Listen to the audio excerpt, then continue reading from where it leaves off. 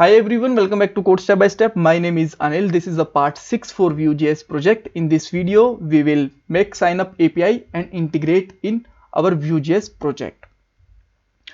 And even in last video, I already told you how we can make API with the JSON server.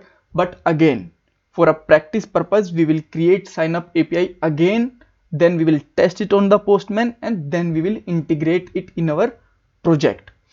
Before starting with this video, I want to share some information with you, which is if you are looking to purchase domain name or hosting, then you can purchase it with the domain racer and you will get multiple benefits from here. Here you can see that plans are just started with the 59 rupees per month and there is a lots of other benefits. Here you can see that they provide 20 times faster hosting, e-commerce tool, website backup, unlimited space and bandwidth, cPanel and much more. Go to the official website of the domain racer and grab the benefits. So let's start with the points of this video. First of all, we will make sign up API and we will test it on the Postman. After that, we will get the value from these input fields and I will create a function and we will call this function on this button click. And after that we will install API Axios package for API integration. We will call API and when our API is give a success result, then we will store the data inside local storage also. I will tell you why we need it. So let's start with the first point. In last video we created this dummy API which is user, right? So now I am just going to remove it and we will create a very similar API which is users for sign up, right? So which is users. Even you can see that this is the same API, but for a practice purpose we can just make it again. So here we need a array. Why we need array? Because in users API we can have lots of users, right? Because whenever we will sign up API, some data will be stored in our API, so we need array. And inside every array, for every record there will be a object, because in every user we have three results: username, password and email, and they cannot store directly without the object. That's why it will be automatically create a object also. So now let's see how it's actually working. First of all, let's create this API. I am just going to remove last one and let me add here a post method with the API local storage, and this is the 300 which is the URL, right? And it will be users. After that we can add here a body, text, JSON, and here we will add three fields: email, let's say it can be like anil@test.com, right? And it can be like with the small a, and after that we can store here name. It can be Anil Sidhu, which is my name, and last one like password, and password can be stored like Anil@123. Keep in mind you can just use these fields here and there, and there is a no particular order. Even you can use email at the last and password at the top. It's totally up to you, right? Now let's see, is it working fine or not? Here you can see that we got 201, that means created, and here we have the result. That's working perfectly fine. API is working fine on Postman. If API is working with the Postman, that means there is a no issue with the API, and if we still facing any kind of issue, that means we have issue with our code, right? So API is working perfectly fine. Now second thing is we need to get value from these input fields, right? So how we can get? We need data properties for them. So let's put here a data function return, and here we can put here our properties name like name. After that email address, it can again be blank, and last one is password, again it will be blank. So how we can get these value from these input fields? So which is very simple. Simply use here v model. This is the two-way binding, we can see that. And we will integrate the name with the first text box. We will integrate email for second one, and we will integrate you need a space here, and we will integrate password with the third one, right? And now I want to call a function on this button click, so I need to make a function where I can make, there is a methods property inside Vue.js, and here we can put here sign up method. And let me just make a console dot one here, like sign up or something, so that we can check that this is working fine or not. And now simply use v on click, and here let's call this function, which is sign up, right? So now let's see, is it working fine or not? Whenever I will click on this, I think we need to refresh it. If this is still not working, this is working fine, this is working fine. All right, so now let's check that these properties are binded with the this field or not, and getting the data or not, right? So that we can check this dot name, this dot email, and this dot password.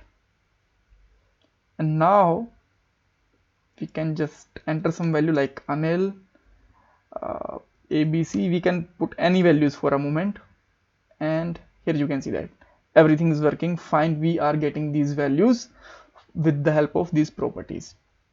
All right, so now what is the next step? We got the value, we call the function. So now we have to install the Axios package for API. For that, let me open terminal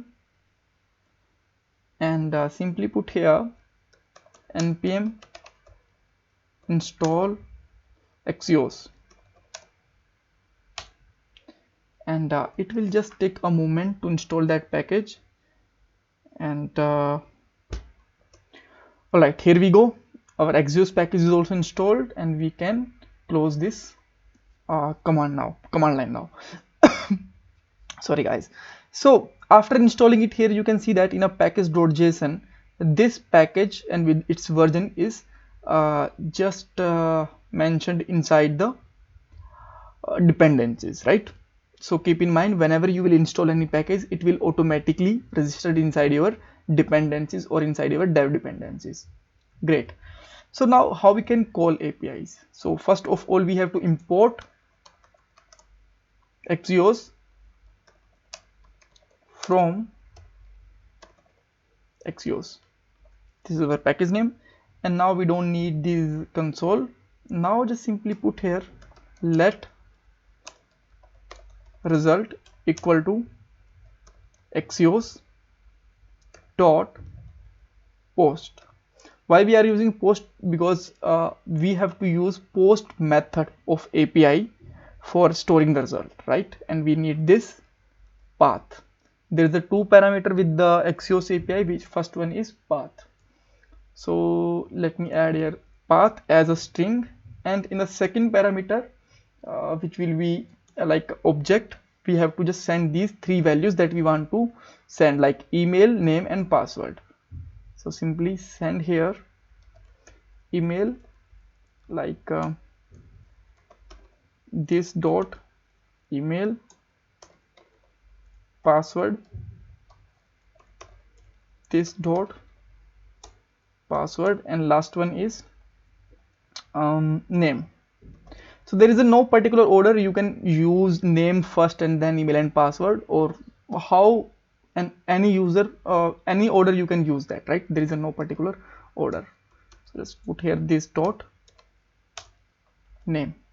After doing that, keep in mind, whenever we are calling API, it will it will return result little bit late. That's why we have to use here async await, that we can make it async. And we need to use here await keyword. Even you can use here then promises and all if you want, but async await is a easy way for that. And now we have to just check that what we are getting inside result. So just put here console.log or console.warn, and let's check here result, right?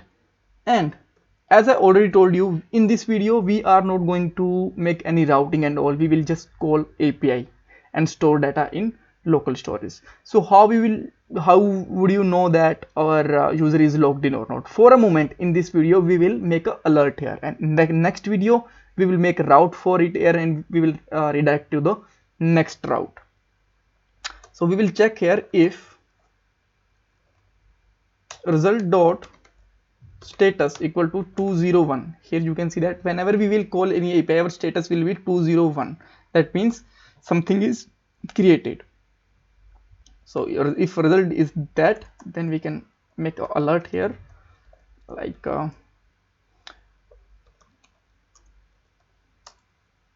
sign up done, right? Or sign up successfully. Anything that you want to put, you can do here. So now after that, let's check everything is working fine or not. I am making an account with the name of Tony @test.com, password let's say Tony@123, and we can save it.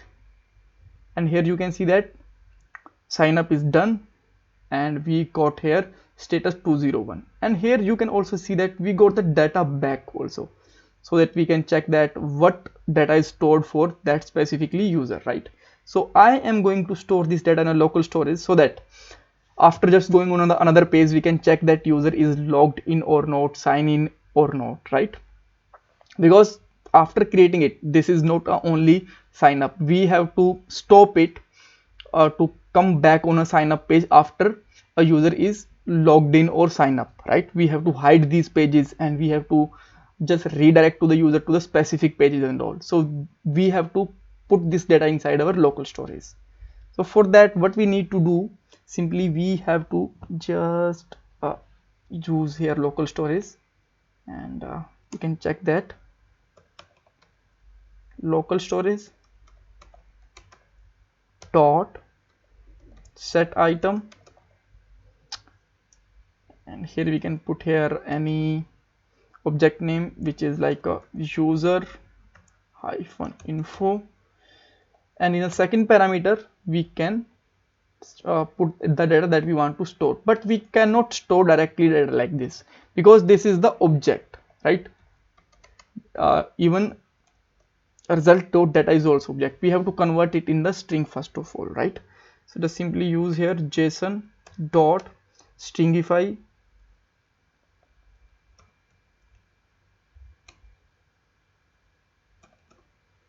I think spelling is fine, right?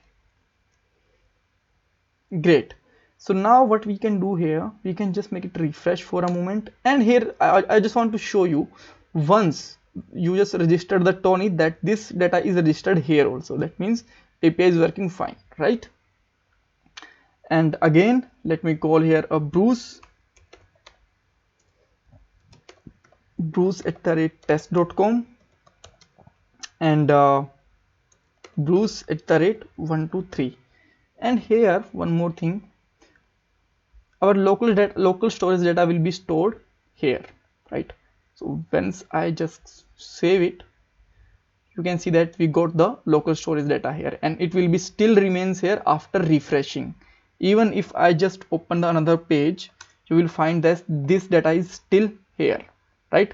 With that way we will make our user sign in and logged in, right?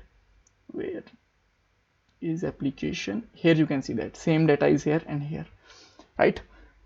So that's all for this video. In next video we will create routing, and we will create our home page and much more things. So stay tuned. Don't forget to subscribe my channel and like this video.